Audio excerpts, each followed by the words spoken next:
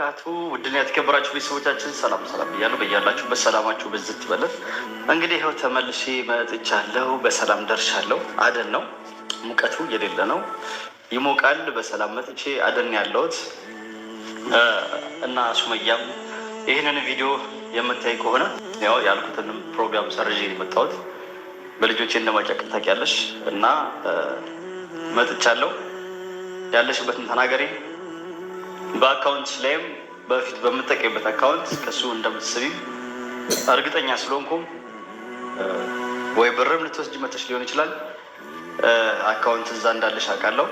ዜማን እንዳለሽ አስገብቼልሻለሁ። ብር በአካውንት ልኬልሻለሁ። ውሰጂ። ብርም ቸግሮሽ ከሆነ ብር ያልቃል። ምናልባት አጥተሽም ሊሆን ይችላል። እኔም መጥቼ እዚህ ካለኝ አካውንት ላይ ከዚሁ ትራንስፈር አድርጌልሻለሁ ወደ አንቺ ማለት ነው። እና ያው እንደምታዩት ይቃማ አለኝ። ሱመያም ይቃማ አላት። የልጆቹን ምንም አስጨርሳ አሰርታ አብራቸው መመለስ የቻለች እንጂ ባይኖራቸው መመለስ ማችልም። ወይም በአዲስ ቪዛ ነው የምንገባው። ትሰሪያለሽ አውቃለሁ።